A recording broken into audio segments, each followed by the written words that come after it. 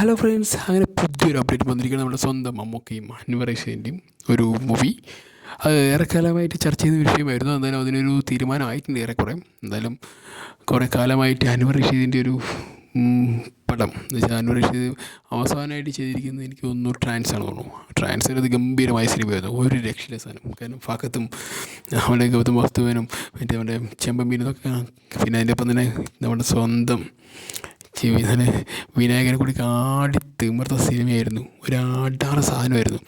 അതിനുശേഷം നമ്മുടെ സ്വന്തം മമ്മൂക്കയായിട്ട് അൻവർ റഷീദ് വരികയാണ്. അതും ഒരുക്കി വന്നതിൻ്റെ ക്ഷീണം ഇതുവരെ മാറിയിട്ടില്ല.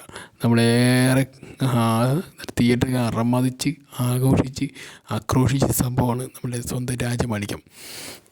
എന്തൊരു സാധനമായിരുന്നു രാജമാണിക്യത്തിൽ. മമ്മൂട്ടി എന്ന വ്യക്തിയുടെ ഒരു അതുവരെ പറഞ്ഞിട്ടുണ്ടായിരുന്നൊരു വലിയൊരു അബദ്ധം എന്ന് പറയുന്നത് മമ്മൂട്ടിക്ക് കോമഡി വഴങ്ങില്ല എന്നായിരുന്നു.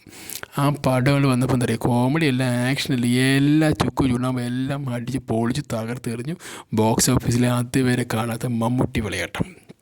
രാജമാണിക്യം പറഞ്ഞ് ശരിക്കൊരു മാണിക്ക് വരുന്നത് ആ സിനിമ, പക്ക മാണിക്കുന്നത്. പക്ഷേ എനിക്ക് ആ സിനിമ ഒരു സങ്കടം എന്ന് പറയുന്നത് നമ്മുടെ ആ വില്ലൻ്റെ ക്യാരക്ടറിൻ്റെ പ്രകാരം നമ്മുടെ സ്വന്തം നമ്മുടെ കലാഭവൻ മണിയായിരുന്നു ആ റോൾ ചെയ്യേണ്ടത്. അൺഫോർച്ചുനേറ്റ്ലി അദ്ദേഹത്തിൻ്റെ ഏതോ ഒരു സിനിമയുടെ തിരക്ക് കാരണം ആ കഥാപാത്രം വേറെ ഒരു വ്യക്തിയിലേക്ക് പോവുകയാണ് ചെയ്തത്. അല്ലായിരുന്നെങ്കിൽ ആ പടത്തിൻ്റെ റേഞ്ച് വേറെ എന്തായിരിക്കും. മമ്മൂട്ടീൻ്റെ ഒപ്പം കലാഭവൻ മണി ഒരു വില്ലൻ വേഷം വരികയായിരുന്നെങ്കിൽ എങ്ങനെ ഉണ്ടായിരിക്കും. അയ്യോ, അത് അൻവർ റഷീദിൻ്റെ ഒരു സിനിമ അങ്ങനെ ഉണ്ടല്ലോ, നമ്മുടെ ചോട്ട മുംബൈ, മോഹൻലാലിൻ്റെ വില്ലനായിട്ട് കലാഭവൻ വന്ന് നടേശൻ. ആ ഒരു സാധനം അതുപോലെ ഇല്ലെങ്കിൽ അതിനേക്കാളൊരു വലിയൊരു സാധനം. കാരണം ഇതൊരു കോമിക് ലെവലൊരു ഹിറ്റായിരുന്നല്ലോ. അപ്പോൾ ഇതുപോലെ ഇയാൾ നമ്മുടെ കലാഭവൻ മണി കൂടി വരികയായിരുന്നെങ്കിൽ ആ ഒരു കഥാപാത്രം ചിലപ്പോൾ വേറെ രീതിയിലേക്ക് മാറിയിട്ടുണ്ടാവുക. അപ്പോൾ അതിനൊരു കോമിക് ടച്ച് വരും, കുറച്ചൊരു വില്ലനിസം കൂടെ കയറി വന്നതിനെ ഞാൻ വിശ്വസിക്കുന്നത്. കാരണം എനിക്കുണ്ടായ ഒരു ഏറ്റവും വലിയ നഷ്ടം ഞാൻ വിശ്വസിക്കുന്നത് അത് തന്നെയാണ്. ആ സിനിമയിൽ ചിലപ്പോൾ അത് ഉണ്ടായിരുന്നെങ്കിൽ ചിലപ്പോൾ ഈ പറയുന്ന രാജമാണിക്യം ഒന്നുകൂടി നമ്മൾ പറയുന്ന രീതിയിലേക്കാളും വില്ലനിലും കൂടി ശ്രദ്ധിക്കപ്പെട്ടിട്ടുണ്ടാകും. കാരണം വില്ലൻ എന്തും ചെയ്യാൻ പറ്റുന്ന ഒരാളാണ് നമ്മളുടെ സ്വന്തം കലാഭവൻ മണി. എന്ത് തന്നാലും അൻവർ റഷീദിൻ്റെ ഒരു കംബാക്ക് എന്ന് പറയുന്നത് ഒരു പ്രോജക്റ്റ് ഒരുപാട് ദിവസങ്ങളായിട്ട് ഇങ്ങനെ കിടന്ന് സോഷ്യൽ മീഡിയയിൽ കത്തി നിൽക്കുകയാണ്. അതിനൊരു ചെറിയൊരു വിരാമം ഇട്ടെന്നാണ് ഞാനും കേൾക്കുന്നത്. എന്തായാലും അങ്ങനെയൊരു സംഭവം വരട്ടെ. മമ്മൂട്ടിയും അൻവർ റഷീദും തുടങ്ങുന്നൊരു കഥയൊരു സംഭവമാണ്.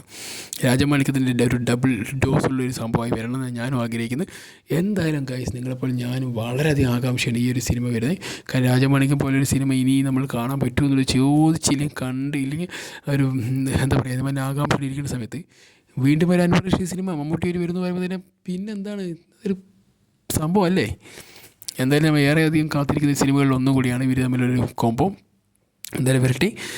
അപ്പോൾ നിങ്ങളെപ്പോൾ ഞാനും ഭയങ്കരമായിട്ട് എക്സൈറ്റ്മെൻറ്റാണ് ഈ സിനിമയ്ക്കായിട്ട്. മമ്മൂട്ടിയുടെ വേറിട്ടൊരു കഥാപാത്രം, പിന്നെ നമ്മുടെ സ്വന്തം അൻവർ റഷീദിൻ്റെ വേറിട്ട അടിപൊളിയൊരു സംഭവം കൂടി ആയിരിക്കും.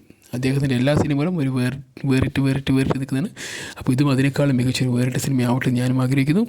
ഓക്കെ ഗൈസ്, ഇതിൻ്റെ പുതിയ എന്തെങ്കിലും അപ്ഡേറ്റ് വരികയാണെങ്കിൽ നിങ്ങളോട് ഞാൻ ഷെയർ ചെയ്യുന്നതായിരിക്കും. Okay, bye, see you, stay tune.